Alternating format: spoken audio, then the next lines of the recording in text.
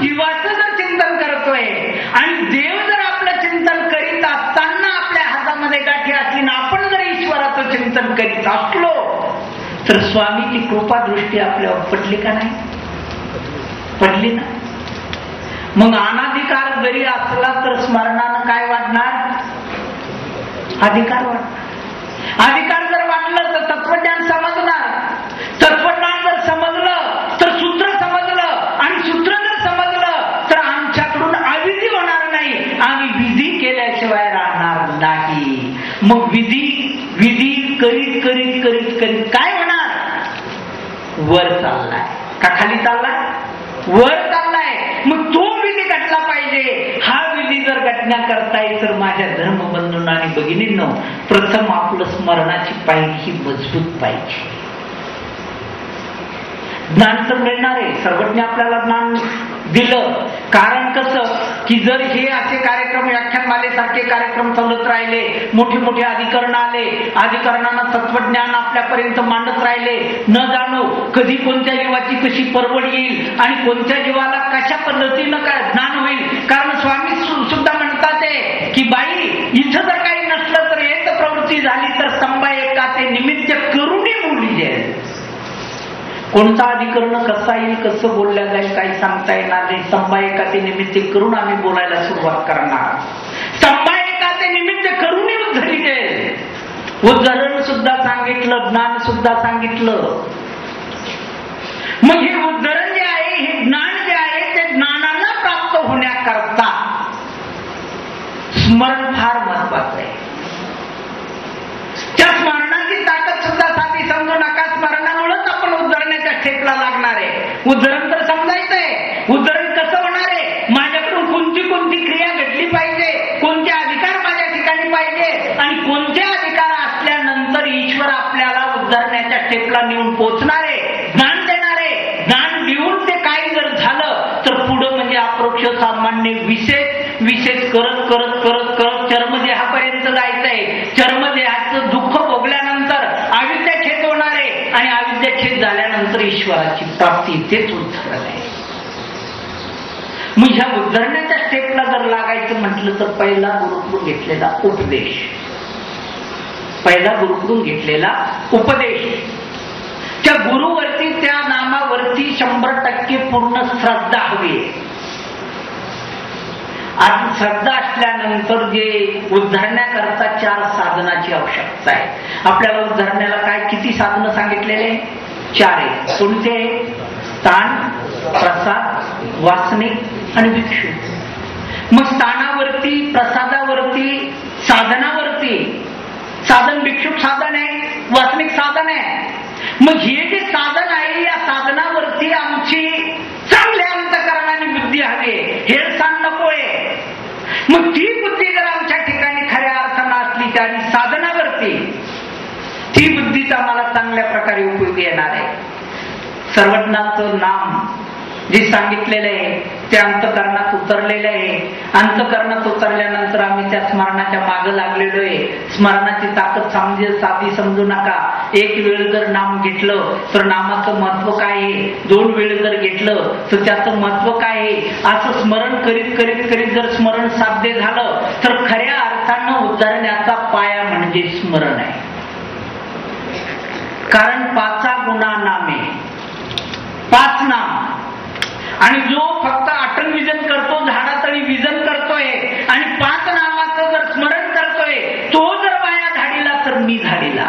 स्मृतीमध्ये भट्टवास म्हणतात ते 5 गुणा नामे स्मरण. 5 नामाचं स्मरण जर असेल आणि तो अखंड जर स्मरण करीत असेल तर स्मरणामुळेच आपला उद्धार होणार आहे. पण ते स्मरण कसं करावं, कोणत्या नामाचं करावं, किती नामाचं करावं, कसं पद्धतीत झालं पाहिजे, स्मरण किती साध्य झालं पाहिजे, स्मरणाचं महत्व काय, नामाचं महत्व काय, ह्या ज्या पहिल्या गोष्टी ह्या जर आमच्या लक्षात आल्या. आज बरंचसं म्हणजे आता या परिसरात आम्हाला सांगता येणार नाही. आम्ही मराठवाड्यात राहतोय. मराठवाड्यात जर मध्ये बघितलं तर खूप अज्ञान आहे. मग अज्ञान जर असलं, त्या अज्ञानाला किती ज्ञानी करायचा जर प्रयत्न केलं पण पगडी खाली जे अज्ञान दडलेलं असतं त्या अज्ञान निघायलाच तयार नसतं. जर सांगायला जर गेलं ते म्हणतात आमची परंपरा आहे. परंपरा असली तर म्हणतात आम्हाला ती परंपरा सोडता पडतात येत नाही. माझ्या धर्मबंधूंनो, आपण विज्ञानवादी युगामध्ये वावरतोय. विज्ञानवादी युगामध्ये वावरत असताना जर विचार केला, धर्म आणि विज्ञान याची जर सांगड घालायची म्हटलं तर परंपरेनं चालत आलेलं तत्वज्ञान, एखाद्या घरामध्ये एखाद्या भक्तानं किंवा एखाद्या बाईनं नवीनच अनुग्रह घेतला, त्याच्या मुलावरती जर संस्कार करायचे असले, त्याला जर देव धर्म कर म्हटलं तर तो विज्ञान शिकतोय. विज्ञान शिकत असताना तो जर त्याने प्रश्न केला की पप्पा तुम्ही अशा दगडाच्या देवाची पूजा का करता, असतात ना असे काही काही म्हणून ज्याला तत्वज्ञान माहिती नाहीये, तुम्ही अशा देवाची पूजा का करता, पूजा का करता म्हटल्यानंतर तुम्ही जर म्हटले का बा आमच्या स्वामीचं सूत्र येथीच्या संबंधा गेले ते तुले ओटे गोटे आद करुणी तुम्हा नमस्करणी किंगा, आमच्या देवाची आज्ञा आहे, आमच्या गुरुची आज्ञा आहे म्हणून आम्ही त्या पवित्र विशेषाची पूजा करतोय. पण त्याला जर तुमचा विशेष माहिती नसेल, सूत्र माहिती नसेल, तो विज्ञान शिकतोय, विज्ञान शिकणाऱ्या मुलांना त्या विशेषावरती कशी बुद्धी येणार त्याची. मग विज्ञान आणि धर्म याची जर सांगड तुम्ही घातली, तुम्हाला जर थोडंसं तत्वज्ञान माहिती असेल, आचार विचाराचे धडे जर तुम्ही घेतलेले असेल, त्याच्या मनातलं विज्ञान जे आहे, विज्ञान हे काही खोटं नाहीये, विज्ञान आहे. विज्ञान असल्यानंतर विज्ञानानं झालेली जी प्रगती आहे ती आपण मान्य करतोय.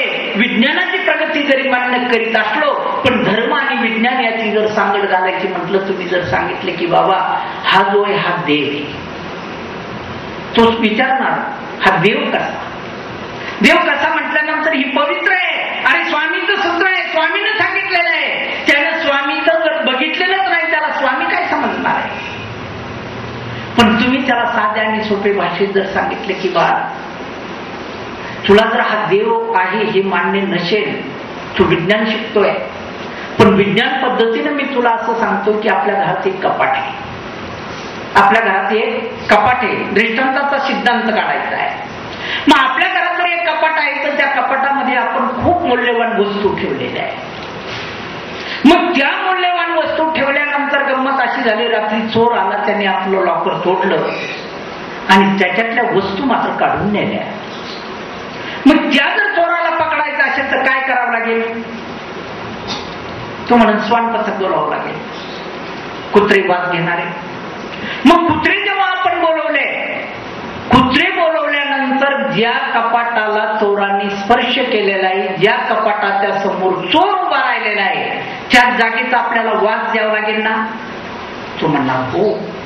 आणि आपण जर दुसऱ्या खोलीतल्या दुसऱ्या कपाटाचा त्या जागेचा वास दिला तर त्या कुत्र्याला येईल का, नाही. म्हणजे याचा अर्थ काय झाला, ज्या जागेवर चोर उभा राहतो त्या जागेत चोराचा वास असतो, असं कोण मानतं, विज्ञान.